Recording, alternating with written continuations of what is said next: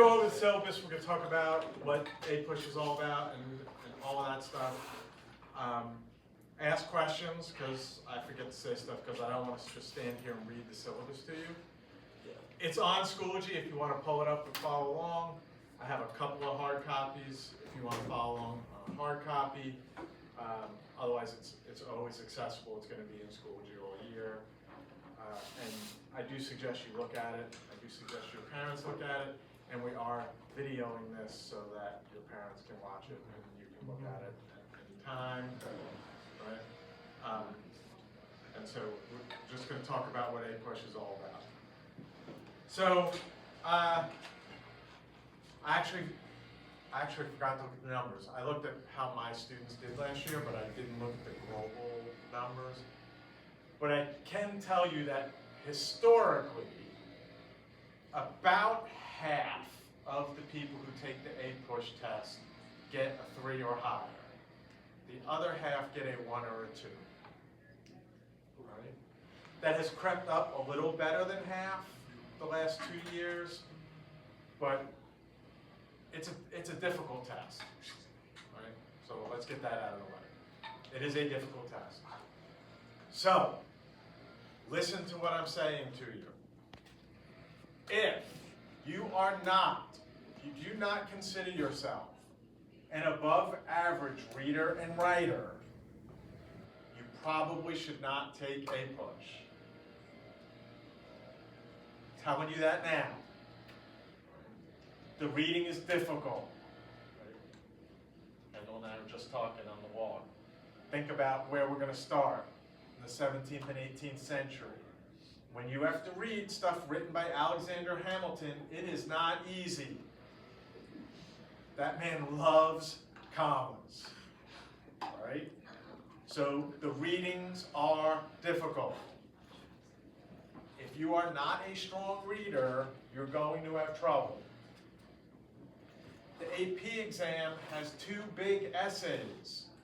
If you are not a good writer, you are going to have trouble. Okay? So please do yourself and do me a favor. If you're not a strong reader and writer, take regular American history. It's a fun class. We read plays and we take our time, and there's no big test at the end. Right? Now, all that being said, of course, I am here to help you. And some of you are going to need some extra help. There's nothing wrong with that. And please come and get help from me.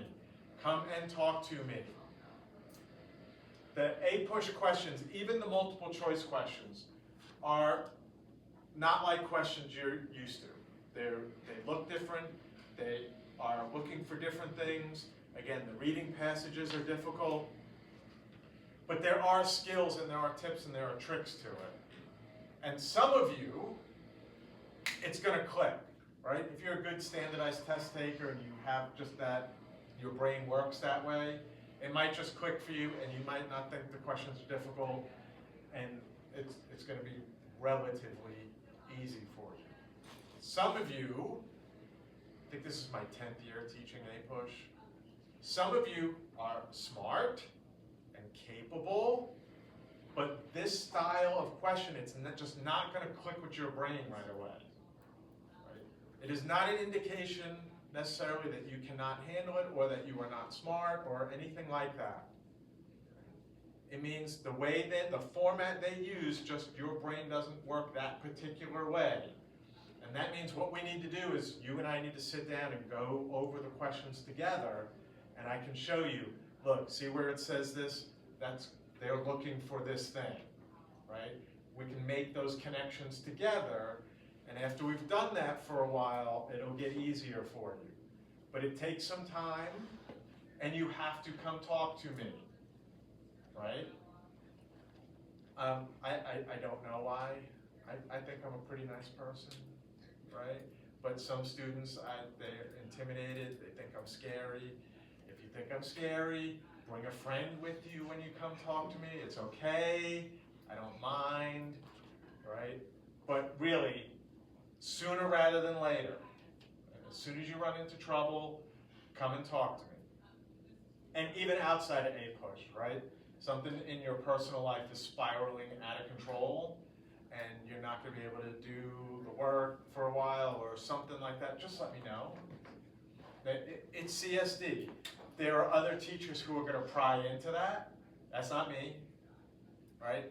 You're going to come say whatever's going on is going on, and I'm going to say I'm sorry to hear that. Let's work around that. I'm not going to ask you a ton of questions. I'm not going to get involved any more than you want me to, right? So you don't have to worry about that with me. But I do want to help you with whatever it is. Don't get me wrong, right? So sooner rather than later, right? The longer you wait, the harder it gets. So connected to reading and writing. Look, CSD is not all about test scores and your score on the AP exam. And your score on the AP exam is not the end-all be-all. Study after study after study has shown just taking an AP class helps prepare you for college. And you will be more successful in your college courses when you get there, just for having taken this class, regardless of your score on the test, right? That being said, your goal should be to do the best you can on the AP exam. If that is not what you're interested, again, go take American history. You'll be happier, I'll be happier, right? If you're not motivated to try to do well on that test and try to do well in the class, don't take this class. There are other options for you, okay? Also, along with that, if you choose to take American history, to change your schedule and take American history, that also is not an indictment on your intelligence. It does not mean you were not smart enough for APUSH, right? Or you couldn't handle it or whatever. People change their schedule for all kinds of reasons. And I'll use my personal anecdote. When I was a junior in high school, just like you guys are now, I tried to take AP chemistry. Me and AP chemistry did not get along. I was not ready, right?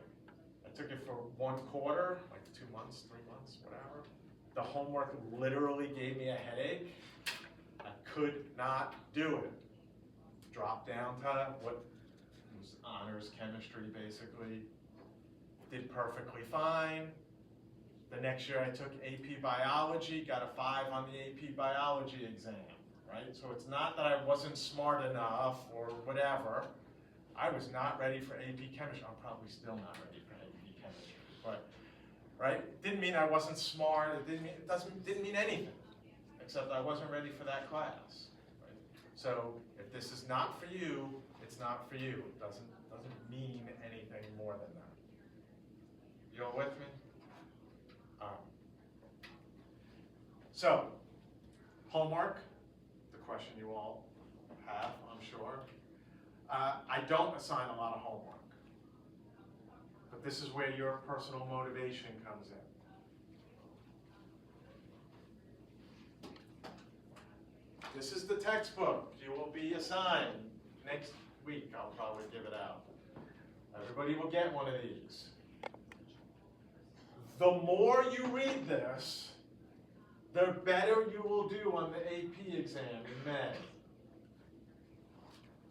And on the tests in here, right?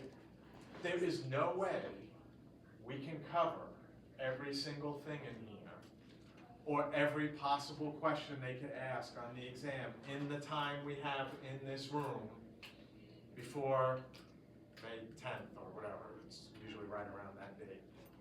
Right? We can't do it. So you have to do work outside of class to be successful on the tests in here, which are hard, and the test in May, which I already told you how hard it is, right? So if you are not the kind of student who is motivated to do some stuff outside of class, this class is going to be harder for you. Right? Now, again, I get it. I was a high school student once. I've been teaching for a long time. None of you are going to read this from cover to cover, and I don't expect you to, right? I expect you to read as much of it as you can. So 1 week, there's not a whole lot going on. You've got the time. You knock out a couple of chapters, it's all good. The next week, there's a big performance, there's a big game, the season starts, something like that is going on. You can't read as much. Read as much as you can, and then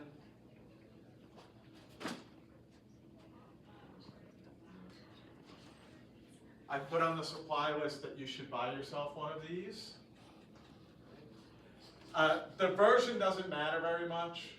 Right? They haven't changed the test very much in the last few years. So as long as it's less than 3 years old or so, it'll be all right. I have, at the end of the year, there's always some students that hand me theirs, like they donate it. So if you haven't had a chance to buy one or whatever, if you want to just grab one of these, you can just take one, right? But this will not replace that textbook. It supplements that textbook. So again, your life gets very busy outside of school. Miss Ridgway assigns you a ton of homework. She never does that, yeah. So big chemistry test coming up, pre-calc, whatever. Read the chapters in here if you can't read the chapters in there. You kind of get where I'm going with this, right? This has practice questions, answer key in the back, so it's a really good resource. Don't think of this as replacing that, but when that gets to be too much or your schedule is too crazy or whatever, at least do this, okay? On the syllabus, I have for each unit what chapters in the textbook that lines up with and what chapters in here it lines up with. So you should be able to keep up all year long. You should know where you should be in the textbook and where you can look for that information in here as well. Okay? The more you read, the easier it'll be and the better off you will be. Now, you guys are juniors, you know by now what your learning style is and everything. There's a million APUSH resources online, a million. This course is very popular. So it's easy to find. Now, I have found out that students have zeroed in on Heimler. He seems to be the favorite. So Heimler's history, I'll put some in Schoology eventually, and so you'll know who he is and where he is. But those are the ones people tend to gravitate to, and they like him the best. Watching some of those videos, great idea. Again, I don't think that replaces the textbook, but a lot of students do really well watching the videos, especially if you watch the video and take notes while you are watching the video. If you just passively watch the video, it's not as effective, right? But if you're taking notes as you go, it can help you. Experiment this year. We're going to see how it goes. I really want to encourage you to take notes, handwritten notes. Studies still find that handwriting stuff, you remember it better than typing notes or not taking notes at all, obviously. Handwritten notes. That may change. Your brains might be adapting to being electronic more than past generations, right? Because you have grown up with it the way other generations have not. So that might change. But right now, the research shows that handwriting makes you remember it better. So to encourage you is to keep a handwritten notebook this year. On Friday quizzes, which I'll talk about in a second, on Friday quizzes, we're going to flip a coin at the start of class to see if you can use your notebook or not use your notebook on the quiz. So it would behoove you, that means it would be good for you, it would behoove you to keep a notebook, because then when the coin flip says you can use your notebook, it has become an open note quiz. But I don't want to have open note quiz every week, because on the AP exam, you don't get to have your notebook out. So this way we get to do both. But you won't know. I won't even know until we flip the coin. Right? We'll see how that goes. It could be a disaster. And I might have to just say, stop. But we're gonna try it. I think it'll be fun. I like letting fate decide certain All right. So, there is a quiz every Friday. Anybody? Kendall's new to CSD. Anybody else brand new to CSD? Sarah? All right. Let me fill you girls in on something. Our schedule is never normal. Right? I looked at the calendar just quickly. I think there's one stretch of where we have 3 weeks of full 5-day weeks in a row. All year. I think that's the longest stretch we have, and I think it only happens once. And if I had to bet, I would bet something happens in those 3 weeks that we do not have a full 5-day week for 3 weeks in a row. Right? It just doesn't happen here. But anyway, when we do have school on Friday, we will have a 5-question quiz, 5 multiple choice questions on stuff we did that week. They are from AP tests. They're AP style questions to give us just practice. I told you they look different, so you get practice with them. 5 questions plus a bonus. The bonus does not count if you get it wrong. It does count if you get it right. Because 5 questions means they're 20 points each, and that's a lot if you miss one. And anybody can make a silly mistake on a multiple choice question every now and again, so the bonus is to kind of bail you out if you need it, right? You cannot get 120 on a quiz. The bonus is to get you up to 100 if you need it, all right? But if you get it wrong, it does not count against you, okay? All right. Then at the end of each unit, College Board calls them periods. I hate that because it gets confusing. But there are 9 different time periods in APUSH. They've divided it up into 9 different time periods. At the end of each period, there will be a test on that period. So quiz every Friday, test at the end of each period, and then there's 2 kinds of essays on the exam at the end of the year. A document-based question, a DBQ, and a long essay question, an LEQ. We will learn how to write each of those, and after we've learned how to do it and practiced it a couple of times, you will get one that counts for a grade. I do use standards-based grading in here, which means how you perform on those tests is the majority of your grade, 80% of your grade, is quizzes, tests, and those 2 essays. Because standards-based grading means your grade reflects what you can do in the class. 10% is turning in your classwork. 10% is participating in the discussions and things like that. So, and along with standards-based grading, if you get a bad grade on any of that, you have a chance to redo it. You bomb a test, you can retake the test. Different questions, same time period. You do better. Hopefully you meet with me, we go over the test, and then you do better on the retake, you get the higher grade. Right? On those essays, you write it, you don't do so great, maybe. I tell you what to fix, you fix it, you get a better grade. Same prompt. You just fix the stuff in the essay, you get a better grade. So, again, the material is difficult. I don't try to make the class difficult. If you do what I ask you to do, you should get a decent grade in the class and you should do well on the exam. When I look at exam scores, in usually the first week of July is when they come out, I'm very rarely surprised, right? I say, oh, they got a 5. Well, they did everything I asked them to do. Right? Oh, they got a 1. They sat there like a turnip all year. I put it in an empty chair on purpose. I don't want to put bad mojo on anybody, right?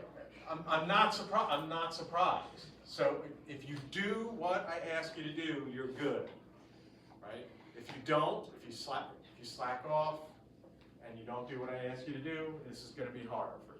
It's really that simple. Along with grading, on Schoology, I tried really hard to keep up with Schoology and get things graded in a timely manner. Again, I'm human, you know, make mistakes, or my life gets out of control for a week or whatever, and I can't keep up, I fall behind. But I do try really hard.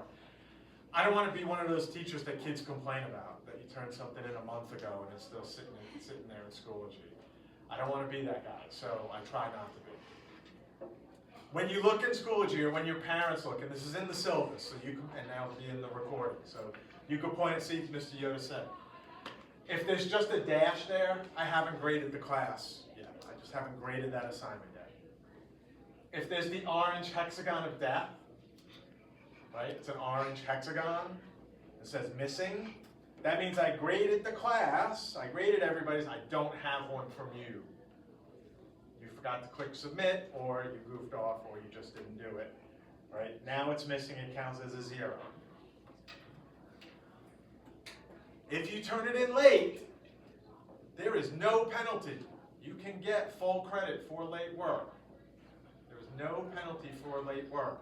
I want you to do it. Right? I assigned it because I think it will help you on the test, right? So I want you to do it. You can get full credit for it if you do it.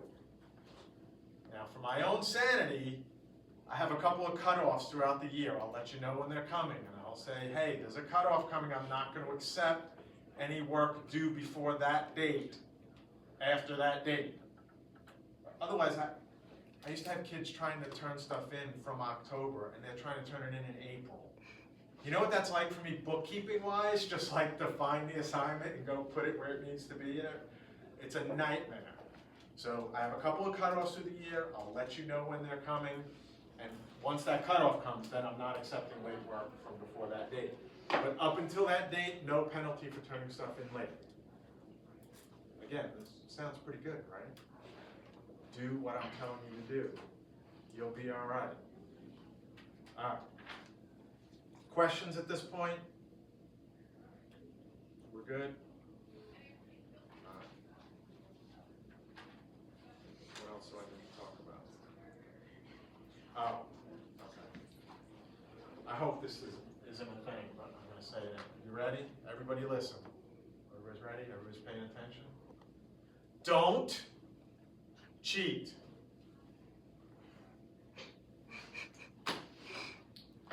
Don't do it. There's no penalty for late work. You can redo assignments, right? Don't cheat. It really, it bothers me, right? It bothers me. I get offended. I'll tell you right now. I know you cheated, and I'm like, do they think I'm dumb? They think I'm not going to catch that? Like, I get insulted, right?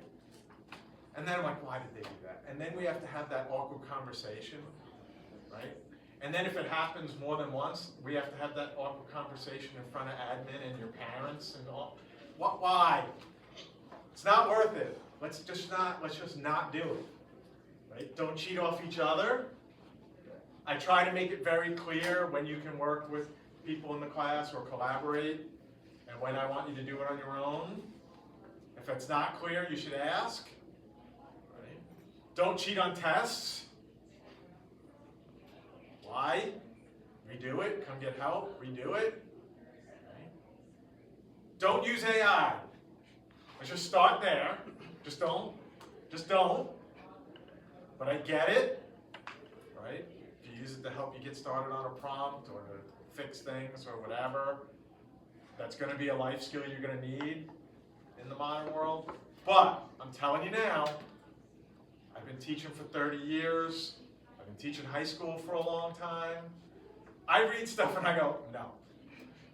A high school junior did not write that paragraph.